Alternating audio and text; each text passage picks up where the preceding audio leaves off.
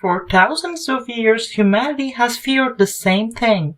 Not with the same language, not with the same face, but with the same feeling. Something returns after death, something walks at night, and something feeds on the living. When most people hear the word vampire, they imagine pale skin, sharp fangs, castles hidden beneath moonlight, and creatures made beautiful by fiction. But the oldest vampire stories were never beautiful. They were terrifying, because the people telling them believed they were real. Long before modern horror existed, entire villages across Europe lived with the fear that the dead could return from the grave. In Balkans, particularly throughout Serbia and Bulgaria, stories spread of creatures known as vampirs. The word itself eventually would become the root of the modern word vampire. These beings were believed to rise from the dead after burial and feed on the living during the night. People claimed recently deceased family members returned home after dark. They spoke of footsteps outside windows, heavy breathing in dark rooms, figures standing silently at the edge of beds while families slept. Many believed a vampire did not kill instantly. Instead, it slowly drained strength from its victims over days or weeks. Healthy people would become pale, weak, sickly. They stopped eating. They stopped sleeping peacefully. And sometimes entire families died shortly after someone in the household had been buried. Fear spread quickly through isolated villages, where disease already moved faster than understanding. And when graves were opened, what people found beneath the earth only deepened the terror.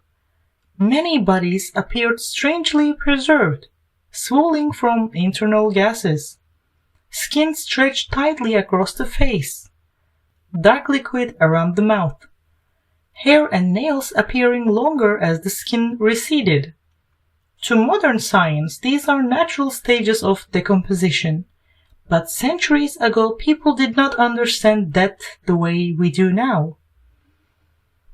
They believed the corpse had continued feeding beneath the soil.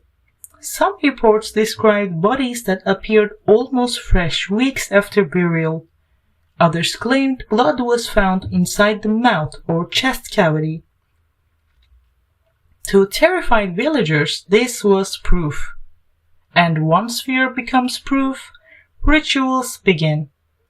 Wooden stakes were driven through the chest to pin the body to the earth, sometimes through the mouth, sometimes through the stomach. Some corpses were decapitated, others they were burned entirely. In parts of Poland and Eastern Europe, archaeologists later discovered graves containing skeletons buried with iron sickles across their throats. If the dead attempted to rise, the blade would sever their neck. Other graves contained bricks forced into the mouth to stop the corpse from feeding. Even in death, people feared movement. Garlic also became deeply connected to vampire folklore. Throughout Europe, garlic was already believed to ward off evil spirits, illness, curses, and misfortune. Families hung garlic above windows and doors, rubbed it onto the bodies of children, placed it near beds before sleeping. Its powerful smell and medicinal reputation transformed it into a barrier between the living and whatever might walk outside after dark. But the vampire did not exist only in Eastern Europe. Throughout Romania, stories spread of the Strigoi, one of the most feared supernatural beings in Romanian folklore. Unlike later fictional vampires, the Strigoi was not always entirely dead. Some legends claimed certain people were born as Strigoi, children marked by unusual signs at birth, strange behaviors, different eyes, extra features on the body, people whispered that some souls were cursed from the beginning. The Strigoi was believed to leave the grave at night and drain life itself from the living. Not only blood, but energy, health, strength. Livestock weakened around them. Families became sick without explanation. Nightmares spread through homes. In some villages, people believed the Strigoi could continue visiting loved ones after death, sitting silently beside them while they slept. Some stories claimed they appeared almost normal at first glance, human, familiar, which made them even more terrifying, because the oldest fear was never simply monsters. It was the idea that something human could become something else. In Greece, another figure emerged from the darkness, the Vrykolakas, a creature trapped between life and death. Many believed a person could become a Vrykolakas after living a sinful life, being improperly buried, or dying under spiritual corruption. Unlike elegant modern vampires, the Vrykolakas was grotesque, swollen, rotting, sometimes described as wandering through villages at night, knocking on doors and calling out to the people inside. One belief warned families never to answer the first knock. If the door opened immediately, death itself could enter the home. Some households waited in complete silence after hearing knocking outside in the dark, terrified of what might still be standing there. Stories claim the Vrykolakas sat on sleeping victims, crushing their breathing and draining their life slowly over time. Others believed it spread plague and disease simply by entering a village. In some regions, suspected Vrykolakas corpses were exhumed and burned publicly while priests performed rituals nearby. Fear and religion became intertwined. Further east, China developed its own terrifying version of the undead, the Jiangshi, often translated as the hoping vampire. Unlike European vampires, the Jiangshi was not seductive or intelligent. It was a rigid corpse animated by unnatural energy. Its body stiffened after death, forcing it to move with strange hopping motions through the night. Many depictions describe pale or greenish skin, long fingernails, empty eyes, and clothing from the Jin dynasty. Rather than feeding on blood directly, the Jiangshi consumed Ji, the life force within live beings. People believed it drained vitality itself. Protection rituals against the Jiangshi were highly specific. Mirrors were used because evil entities were believed to fear their own reflections. Rice could repel it. Certain talismans written by Taoist priests were placed onto doors, walls, or directly onto the creature itself. Even the crowing of a rooster symbolized safety because sunrise weakened the power of the dead.